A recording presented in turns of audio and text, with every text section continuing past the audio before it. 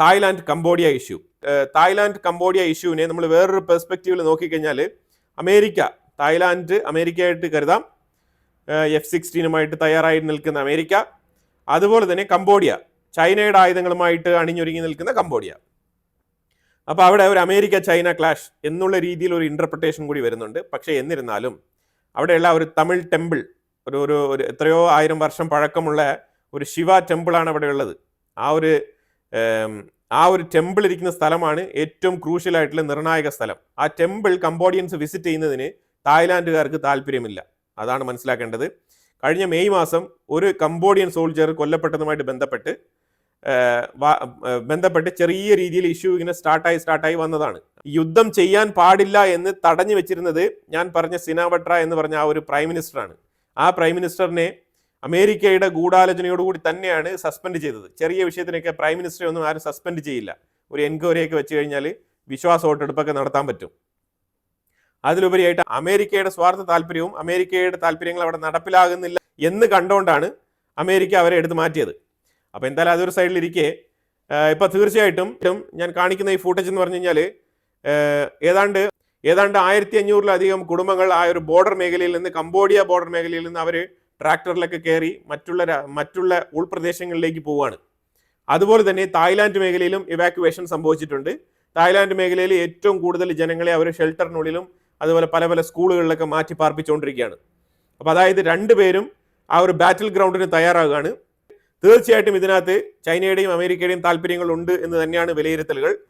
അതുപോലെ തന്നെ 26-ാം തീയതി നേരം വെളുക്കുന്ന സമയം തൊട്ട്, അതായത് ഇന്ന് മുതൽ നല്ല രീതിയിലുള്ള കൺഫ്രണ്ടേഷൻസ് സ്റ്റാർട്ടാവും അവിടെ. അതാണ് മനസ്സിലാക്കേണ്ടത്. കാരണം ഇന്നലെ 25th ഫുൾ ആൻഡ് ഫുൾ അങ്ങോട്ടും ഇങ്ങോട്ടും ആക്രമണങ്ങൾ തന്നെയായിരുന്നു. ഇൻഫാക്റ്റ് കംബോഡിയ ഒരു മിസൈൽ വിട്ട് അത് തായ്ലാൻഡിൻ്റെ ഒരു പെട്രോൾ പമ്പിൽ വന്ന് പതിക്കുകയും ആ പെട്രോൾ പമ്പ് ആളിക്കത്തുന്ന ഒരു അവസ്ഥയും കൂടി അവിടെ ഉണ്ടായിരുന്നു.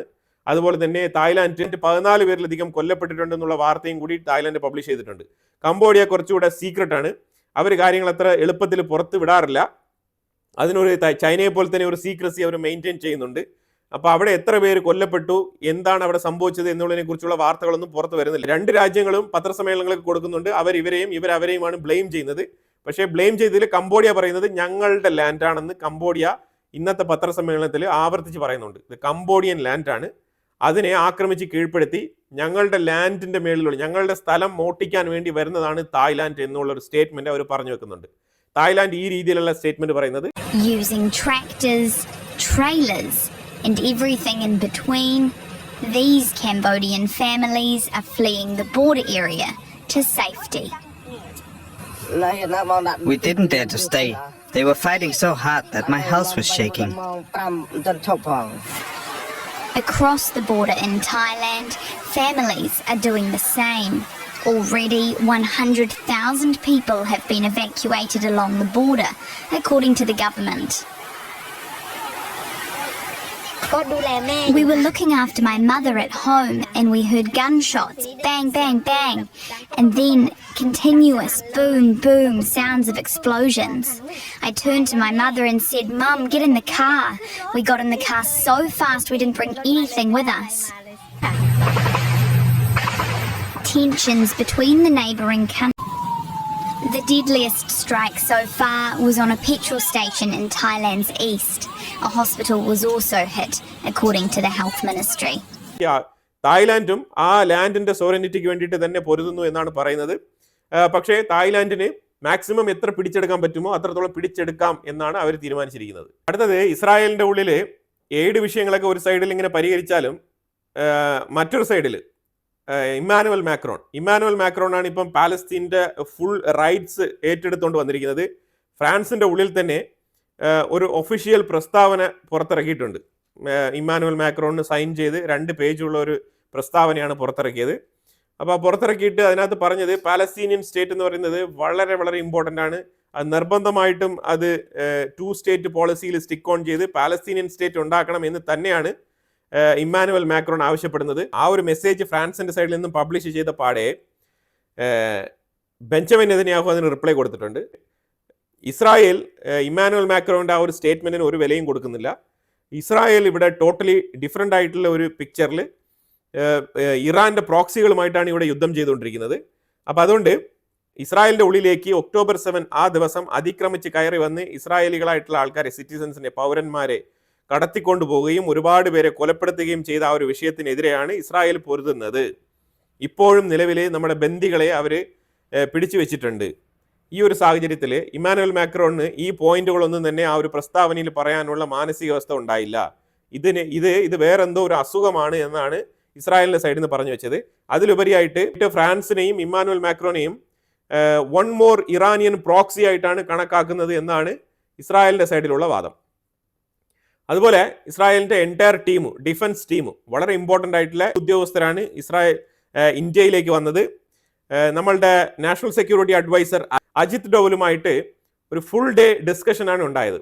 അതായത് അവർ ഇറാനിലേക്ക് എന്തൊക്കെയാണ് ആക്രമണങ്ങൾ നടത്തിയത്, എന്തൊക്കെ ആയുധങ്ങളാണ് ഉപയോഗിച്ചത്, അതിൽ ഇന്ത്യയിൽ നിന്ന് എന്തൊക്കെയാണ് അതിൻ്റെ പാർട്ടിസിപ്പൻസ്, ഇന്ത്യയിൽ നിന്നും ഇൻഡിജിനിയസ് ആയിട്ട് ഉൽപ്പാദിപ്പിക്കപ്പെട്ട എന്തൊക്കെ സാധനങ്ങളാണ് അവർ ഇവിടെ നിന്ന് കൊണ്ടുപോയത്, അത് ഏതൊക്കെ രീതിയിലാണ് ഉപയോഗിച്ചത്, ഈ രീതിയിലുള്ള സ്ട്രാറ്റജിക് ആൻഡ് കോൺഫിഡൻഷ്യൽ ഡിസ്കഷനാണ് അവിടെ നടന്നത്. അപ്പോൾ പരിമിതിക്കുള്ളിൽ നിന്ന് നമ്മൾ ഈ വാർത്ത പറഞ്ഞിട്ടുണ്ട്. ബിയോണ്ട് ദാറ്റ് ലെവൽ ഒരുപാട് വിഷയങ്ങൾ അതിനകത്ത് ഡിസ്കസ് ചെയ്യപ്പെടുന്നുണ്ട്. പക്ഷേ നമ്മളത് പറയാൻ ആഗ്രഹിക്കുന്നില്ല, കാരണം അത് ഫുൾ ആൻഡ് ഫുൾ കോൺഫിഡൻഷ്യലാണ്. അതുപോലെ റഷ്യ ഉക്രൈനുമായിട്ട് ബന്ധപ്പെട്ട വിഷയത്തിൽ ഉക്രൈൻ്റെ സൈഡിൽ ഒരുപാട് വീക്കാണ്. അതാണ് മൊത്തത്തിൽ വാർത്ത വരുന്നത്. ഇന്ന് ഉക്രൈൻ റഷ്യക്കുള്ളിൽ ഒരു ഗുഡ്സ് ട്രെയിൻ, ഫ്യൂവൽ ട്രാൻസ്പോർട്ടേഷൻ ചെയ്യുന്ന ഒരു ട്രെയിനാണ്. ആ ട്രെയിനിൻ്റെ മേളിൽ ഡ്രോൺ വെച്ച് നിരീക്ഷണം നടത്തി ആ ടാങ്കറിലേക്ക് അറ്റാക്ക് ചെയ്ത് ഹെവി ഫയർ, അത് വല്ലാത്ത രീതിയിൽ ആളിക്കത്തുന്ന ഒരു അപകടം. ഇതിൽ ജീവഹാനിയൊന്നും ഉണ്ടായില്ല, പക്ഷെ ഒരു അപകടം, വലിയ തോതിലുള്ള നഷ്ടവും ഇമ്പാക്റ്റ്, ഒരു ഭീതിജനകമായ അന്തരീക്ഷമാണ് അവിടെ ഏർപ്പെടുത്തിയത്. കാരണം ഒരു വലിയ ഫ്യൂവൽ ടാങ്കർ ട്രെയിന് നിന്ന് കത്തുക എന്ന് പറഞ്ഞാൽ ചില്ലറ കാര്യമല്ല. വലിയ തോതിലുള്ള തീജ്വാലയാണ് അതിൽ നിന്ന് ഉയർന്നു വന്നത്. അപ്പോൾ എന്തായാലും റഷ്യ തീർച്ചയായിട്ടും റിറ്റാലിയേറ്റ് ചെയ്യുന്നുണ്ട്. ഇപ്പോൾ ഉക്രൈൻ ചോദിച്ചുകൊണ്ടിരിക്കുന്നത് വേറൊന്നുമല്ല, എനിക്ക് ഈ യൂറോപ്യൻ രാജ്യങ്ങളായിക്കോട്ടെ, UK ആയിക്കോട്ടെ, ഫ്രാൻസ് ആയിക്കോട്ടെ, അമേരിക്ക ആയിക്കോട്ടെ, ഈ സഖ്യരാഷ്ട്രങ്ങളെല്ലാം തന്നെ മിനിമം ഒരു ദിവസം 1000 ഡ്രോൺ വെച്ച് സപ്ലൈ ചെയ്യണം. അതാണ് ഉക്രൈനിലെ സെലൻസ്കിയുടെ ഇപ്പോഴത്തെ ഡിമാൻഡ്. പിന്നെ സെലൻസ്കിയുടെ വീടിന്റെ പരിസരത്തും ഓഫീസിന്റെ പരിസരത്തും ഈ ഭരണശിരാ കേന്ദ്രം എന്ന് പറയുന്ന കീവിന്റെ നഗരങ്ങളിലൊക്കെ എല്ലാ ദിവസവും രാവിലെ പ്രതിഷേധിക്കാൻ വേണ്ടിയിട്ട് ഒരു കൂട്ടർ വരുന്നുണ്ട്. ഒരു കൂട്ടരല്ല, ഒരു വലിയ ക്രൗഡ് തന്നെ വരുന്നുണ്ട്. അവിടെ ഒരു പ്രതിഷേധം, ഒരു പ്രൊട്ടസ്റ്റ് നടത്തിയിട്ടാണ് അവർ വൈകുന്നേരം ആകുമ്പോഴത്തേക്കും പിരിഞ്ഞു പോകുന്നത്. ഇത് തുടർച്ചയായിട്ട് ഇപ്പം എല്ലാ ദിവസവും ഈ ഒരു പ്രൊട്ടസ്റ്റ് അവിടെ നടക്കുന്നുണ്ട് എന്നുള്ളതാണ് മനസ്സിലാക്കേണ്ടത്. ഇത് ഏത് ലെവൽ വരെ എത്തും എന്നുള്ളത് നമുക്ക് അറിയത്തില്ല. ഓപ്പോസിറ്റ് പാർട്ടികളെല്ലാം തന്നെ ഉക്രൈനിൽ ഉഷാറായിട്ടുണ്ട്. അപ്പോൾ എന്തായാലും ഇതിനെക്കുറിച്ചുള്ള അഭിപ്രായങ്ങൾ കമന്റ് ബോക്സിൽ രേഖപ്പെടുത്തുക. കൂടുതൽ വാർത്തകളുമായിട്ട് അടുത്ത വീഡിയോയിൽ വരാം. Thank you so much.